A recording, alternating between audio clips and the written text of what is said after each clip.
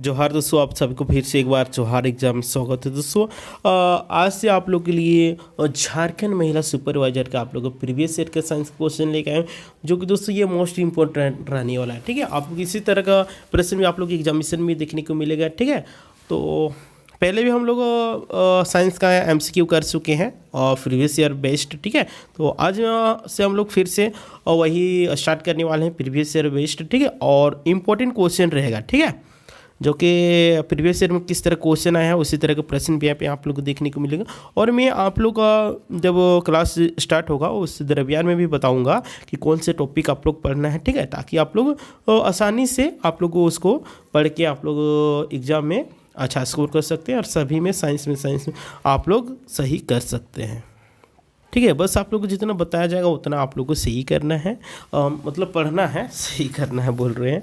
ठीक है, तो ये वीडियो आप लोग जितने भी झारखंड की तैयारी कर रहे हैं, ठीक है, आप लोग झारखंड में सुपरवाइजर ही नहीं बल्कि आप लोग झारखंड की किसी भी एग्जामिनेशन की तैयारी कर रहे होंगे और साइंस आप लोग को पूछा जाएगा तो प्रीवियस से क्वेश्चन आप लोग देख लीजिए। ठीक है, उसी के अकॉर्डिंग ही आप लोग को एग्जामिनेशन क्वेश्चन आएगा, है ना। तो कोई भी एग्जामिनेशन में आप लोग का 60% प्रीवियस ईयर से क्वेश्चन ही रहता है। आप लोग किसी भी एग्जामिनेशन में जाकर उठा कर देख लीजिए, है ना। प्रीवियस ईयर प्रैक्टिस सेट क्यों करने के लिए दिया जाता है? प्रैक्टिस सेट में भी प्रीवियस ईयर क्वेश्चन ही को ही उठा के दिया जाता है ना, मिसयूज करके दिया जाता है।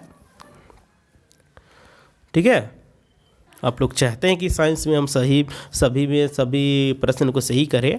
अगर आप लोग झारखंड महिला सुपरवाइजर की तैयारी कर रहे हैं, अगर आप लोग झारखंड सचिवालय की तैयारी कर रहे होंगे या फिर कोई भी एग्जामिनेशन की तैयारी कर रहे होंगे झारखंड का, तो यहाँ से आप लोग प्रश्न देखने को मिलेगा। ठीक है, क्योंकि प्रीवियस ईयर बेस्ड है और इसी तरह प्रश्न आप लोग को देखने को मिलेगा और 60% आप लोग का प्रीवियस ईयर से ही क्वेश्चन देखने को मिलेगा। ठीक है, तो आज से हम लोग इस सीरीज़ को शुरू कर दिए हैं। ठीक है, और रोज़ आप लोग 7 बजे जोहार एग्जाम की यूट्यूब चैनल में देखने को मिलेगा। ठीक है, तो इस वीडियो को आप लोग जितने भी झारखंड महिला सुपरवाइजर हो गया, आप लोग का झारखंड सचिवालय हो गया, है ना, और ऑलमोस्ट जो भी तैयारी कर रहे होंगे उन लोग को इस वीडियो फॉरवर्ड कर दीजिएगा। ठीक है, तो चलिए हम लोग आज की क्लास को स्टार्ट करते हैं। तो देखिए आज की हम लोग को क्वेश्चन है, देश एक बेरंग बेस्वाद और गंधहीन पदार्थ है जो सभी प्रकार के जीवन के लिए आवश्यक है। बताइए, सभी प्रकार के जीव जंतु के लिए कौन आवश्यक है?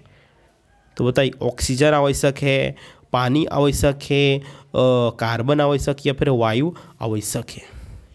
तो देखिए यहाँ में से बताइए किसका रंग क्या बोलते हैं, बेरंग होता है, बेस्वाद होता है, गंधहीन होता है। तो देखिए पानी का रंग ये बहुत मतलब गंधहीन होता है। ठीक है, और ये सभी जीव जंतु के लिए आवश्यक है। पानी के बिना कोई जीवित नहीं रह सकता है, ना कभी रहा है ना कभी रह पाएगा। इसीलिए हम लोग का बी नंबर ऑप्शन जो होगा बिल्कुल सही आंसर हो जाएगा। नेक्स्ट है हम लोग का, देखिए देश दिया हुआ है VHF का पूर्ण नाम, है ना। तो देखिए यहाँ पे हिंदी में दिया हुआ है ना, इसको मैं इंग्लिश में कन्वर्ट करके बता दूंगा, है ना। तो देखिए यहाँ पे क्या दिया हुआ है, ए में बहुत भारी आवृत्ति, बहुत उच्च आवृत्ति, चर उच्च आवृत्ति, बहुत ही उच्च आवृत्ति, है ना। तो देखिए इसका जो आंसर आप लोग सबसे पहले जान लीजिए VH का फुल फॉर्म, इससे तो आप लोग आइडिया हो जाएगा, वेरी हाई फ्रीक्वेंसी। तो ये बहुत उच्च आवृत्ति, है ना। फ्रीक्वेंसी मतलब क्या, आवृत्ति, हाई मतलब क्या, ऊंचाई, वेरी मतलब क्या, बहुत, तो वही हो गया बहुत ऊंचाई, वेरी हाई फ्रीक्वेंसी, है ना। अगर आप लोग इसका आप लोग PDF चाहते हैं तो आप लोग जोहार एग्जाम का टेलीग्राम चैनल ज्वाइन कर लीजिए। आप लोग को लिंक डिस्क्रिप्शन में दे दिया जाएगा, वहाँ से आप लोग इसको डाउनलोड कर सकते हैं। देखिए मानव शरीर से में सबसे बड़ी ग्रंथि कौन सी है? मानव शरीर की सबसे बड़ी ग्रंथि कौन सी है? आप लोग ऑप्शन में दिया हुआ है थायराइड, जिगर, अग्नाशय, पिट्यूटरी। तो देखिए इसका जो आंसर आप लोग हो जाएगा ये जिगर हो जाएगा, है ना। मानव शरीर की सबसे बड़ी ग्रंथि क्या है दोस्तों? जिगर हो जाएगा, राइट। देखिए जिगर मानव शरीर की सबसे बड़ी, जिगर को हम लोग क्या क्या बोल सकते हैं, क्या क्या बोलते हैं? तो देखिए जिगर को ही यकृत बोला जा रहा है ना। आप लोग कंफ्यूज करने के लिए यहाँ पे जिगर दे दिया गया है ना। लीवर भी ऑप्शन में दे सकता है, यहाँ पे दे देता है थायराइड, लीवर, अग्नाशय, पिट्यूटरी। तो आप लोग लीवर में टिक लगाते हैं, या फिर यकृत दिया रहता है तो यकृत में आप लोग टिक लगाते हैं, है ना। बोलिए मानव शरीर की सबसे बड़ी ग्रंथि यकृत, है ना। देखिए इसका जो यकृत का जो औसत भार होता है 1.6 किलोग्राम यानी कि 3.5 पाउंड होता है। और देखिए यकृत जो होता है अमोनिया का यूरिया में बदलता है। और एक पॉइंट आप लोग जान लीजिए, जो यकृत होता है यानी कि जिगर होता है, लीवर होता है, ये अमोनिया का यूरिया में बदलता है, ग्लूकोज को ग्लाइकोजन में बदलता है। और यहाँ से एंजियोटेंसिन रसायन निकलता है जो कि किडनी वृक्क के कार्य प्रणाली में बहुत ही महत्वपूर्ण भूमिका निभाने का कार्य करता है। नेक्स्ट है, लेंस की ऑप्टिकल शक्ति के माप की एक इकाई क्या कहा जाता है? लेंस की ऑप्टिक शक्ति के माप की क्या कहा जाता है? Millimetre, centimetre, dioptre, dioptre. तो लेंस की शक्ति मात्रक की बात करते हैं तो दोस्तों ये आप लोग का डायोप्टर हो जाएगा, ठीक है। और देखिए ये आप लोग का प्रकाश का एक चैप्टर है, ठीक है। प्रकाश से आप लोग किसी भी एग्जामिनेशन की तैयारी कर रहे होंगे और वहाँ पे साइंस पूछा जाएगा, प्रकाश फिजिक्स का एक चैप्टर है, यहाँ से आप लोग को 100% 1 से 2% देखने को मिलेगा, ठीक है। तो आप लोग प्रकाश चैप्टर को फिजिक्स से आप लोग पढ़ लीजिएगा, ठीक है। आपको कुछ पढ़ा दिया गया है, ठीक है, जो हर एग्जाम में, तो उसको भी आप लोग देख सकते हैं। कुछ 50-60 MCQ होगा वो भी करा दिया गया है ना। तो लेंस की एक इकाई है आप लोग का डायोप्टर। क्या है? डायोप्टर। देखिए किसी लेंस की शक्ति उसके द्वारा प्रकाश की किरण को मोड़ने की क्षमता माप है। लेंस की शक्ति लेंस की फोकस दूरी के व्युत्क्रम के बराबर होती है। यदि लेंस को फोकस दूरी में हो तो लेंस की शक्ति कैसा मीटर डायोप्टर होगा। और डायोप्टर को D से डिनोट किया जाता है। तो देखिए dioptre is equal to 1/f हो जाएगा। f क्या हुआ आप लोग का? फोकस दूरी। नेक्स्ट है, परमाणु नाभिक की खोज किसने की? बोलिए, परमाणु नाभिक की खोज किसने की? Ernest Rutherford, Robert Brown, Theodor Schwann, Matthias Jacob. तो परमाणु नाभिक की खोज की बात करते हैं दोस्तों, ये आप लोग का अर्नेस्ट रदरफोर्ड ने किया था। कौन किया था? अर्नेस्ट रदरफोर्ड ने आप लोग को परमाणु नाभिक की खोज की थी। इसको हम लोग कुछ पॉइंट्स देख लेते हैं जो कि एग्जाम ऑफ पीओ से बहुत ही इंपॉर्टेंट है। देखिए किसी भी परमाणु न्यूक्लियस के केंद्र में नाभिक उपस्थित होती है, अर्थात यानी कि परमाणु के केंद्र को ही नाभिक कहते हैं। नाभिक किसको कहते हैं? परमाणु के केंद्र को ही हम लोग नाभिक कहते हैं। परमाणु के नाभिक में प्रोटॉन न्यूट्रॉन पाए जाते हैं। परमाणु के नाभिक में क्या क्या पाए जाते हैं? प्रोटॉन न्यूट्रॉन पाए जाते हैं, ठीक है। और नाभिक की खोज आप लोगों को, जैसा कि आप सभी को बताएं, अर्नेस्ट रदरफोर्ड ने कब किया था? तो ये 1911 ईस्वी में। अर्नेस्ट रदरफोर्ड ने परमाणु नाभिक की खोज कब किया था? 1911 ईस्वी में, ठीक है। इसको आप लोग याद कर लीजिएगा। नेक्स्ट है,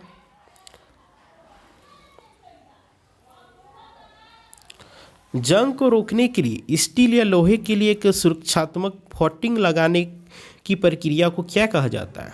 जंग को रोकने के लिए उसमें कुछ सुरक्षा के लिए कुछ लगाया जाता है, तो उसको हम लोग क्या कहते हैं बताइए? गैल्वेनीकरण कहते हैं, घनीभवन कहते हैं, कालाकरण कहते हैं, पेसिवेशन कहते हैं। तो क्या कहते हैं दोस्तों? तो उसको हम लोग गैल्वेनीकरण कहते हैं। यानी कि ए नंबर जो ऑप्शन होगा हम सभी का बिल्कुल सही आंसर हो जाएगा, ठीक है। तो देखिए जंग को रोकने के लोहे या स्टील से बने सामानों पर जिंक धातु की परत चढ़ाई जाती। किस धातु की परत चढ़ाई जाती है दोस्तों? तो जिंक धातु, जिसे यश लेपेदन या गैल्वेनीकरण कहते हैं। देखिए गैल्वेनीकरण है, यहाँ पे यश लेपेदन भी हो सकता है, ठीक है। रहेगा तो आप लोग उसी को टिक लगाइए अगर ऑप्शन में रहेगा तो। और ये लेपन लोहे या स्टील से बने सामान को वायु में स्थित ऑक्सीजन के संपर्क में आने से रोकता है। और ये जिंक जो होता है ये जो जंग लगने से रोकता है, राइट। नेक्स्ट है, डेस एक रासायनिक प्रक्रिया है जिसमें एक पदार्थ ऑक्सीजन के साथ तेजी से प्रतिक्रिया करता है और ऊष्मा उत्पन्न करता है। कौन सा है? ज्वलन है, ऑक्सीकरण है, उत्प्रेरक है, दहन है। तो इसका जो आंसर हो जाएगा दहन हो जाएगा, जो कि डी नंबर ऑप्शन बिल्कुल सही आंसर हो। दहन एक रासायनिक प्रक्रिया है जिसमें एक पदार्थ ऑक्सीजन के साथ तेजी से प्रतिक्रिया करता है और ऊष्मा उत्पन्न करता है, ठीक है।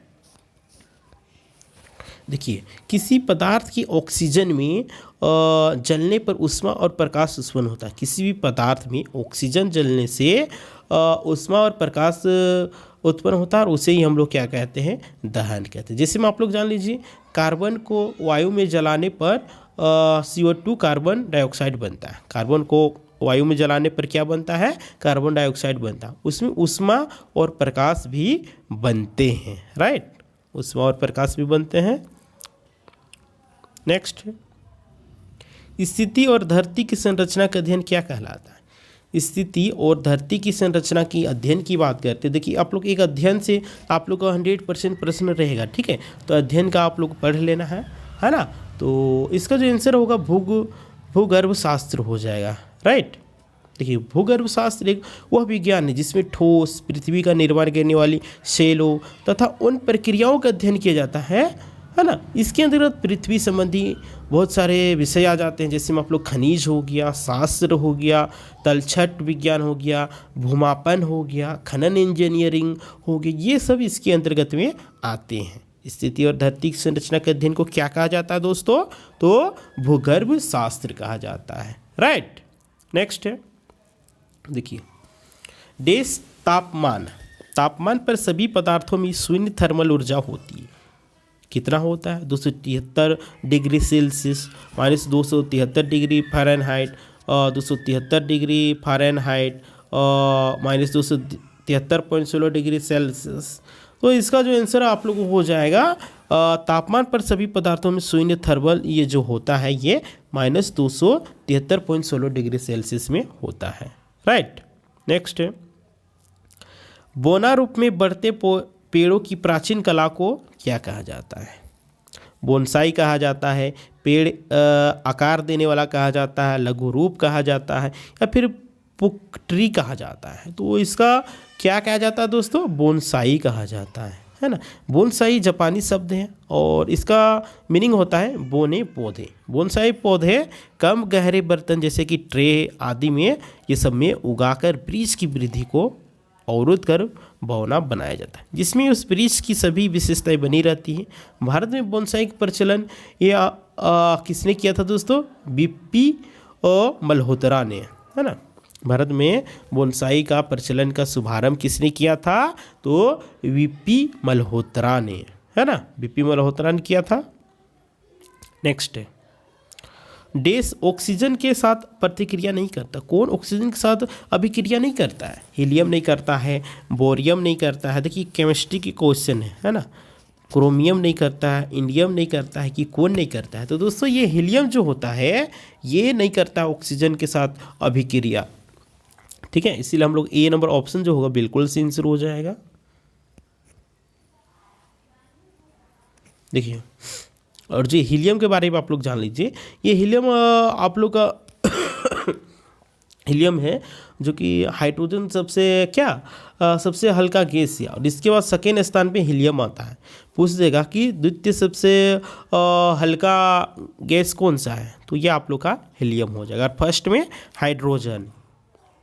नेक्स्ट है, चेचक के वैक्सीन की अग्रणी कौन है। देखिए आप लोग वैक्सीन से एक प्रश्न देखने को मिलेगा, ठीक है, तो वैक्सीन आप लोग का पोर्शन को आप लोग पढ़ लेना है।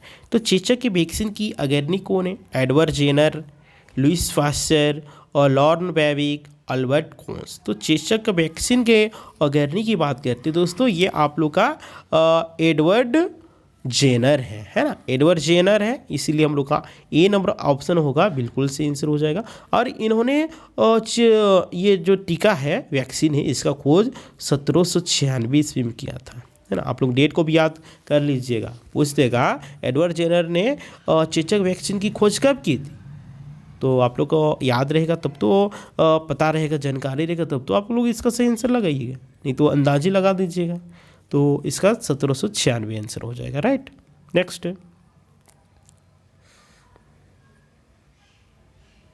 देखिए बेरी डैश की कमी के कारण क्या होता है। बेरी की कमी के कारण क्या होता है, पायरिडॉक्सिन होता है, कैल्सीफेरोल होता है, थाइमिलन होता है, राइबोफ्लोविन होता है। देखिए एक कमी से आप लोग पूछ देगा इस कमी से कौन सा रोग होता है, फलना कमी से कौन सा, इससे आप लोग एक प्रश्न रहेगा, ठीक है।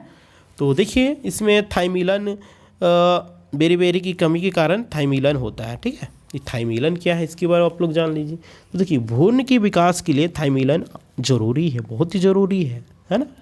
जो भ्रूण होता है, माँ के गर्भ में भी होता है भ्रूण, उसका विकास के लिए थाइमिलन का बहुत ही बड़ा रोल रहता है। और ये विटामिन है ना, और इसे विटामिन बी की और प्रकारों के साथ लिया जा सकता है। कई मल्टी विटामिन या विटामिन की बी कॉम्प्लेक्स उत्पादों में थाइमिन पाया जाता है ना। बहुत सारे विटामिन आप लोग टैबलेट मिल जाएगा, उस सब से खा के भी इसको दूर किया जाता है। ठीक है, तो आप लोग पता चल गया बेरी की कमी से कौन सा रोग होता है, तो थाइमिलन होता है। नेक्स्ट, इनमें से सबसे अधिक लचीला धातु कौन सा है? देखिए 4 ऑप्शन आप लोग को दिया हुआ है ना। लोहा है, सोना है, पारा है, पैलोडियम। तो इसमें से आप लोग सबसे लचीला धातु कौन सा, ये आप लोग को बताना है। तो बताइए, तो इसमें सोना जो है सबसे लचीला धातु है, बाद बाकी लोहा हो गया, पारा हो गया, पैलोडियम, ये सब थोड़ा हार्ड है, राइट। नेक्स्ट है,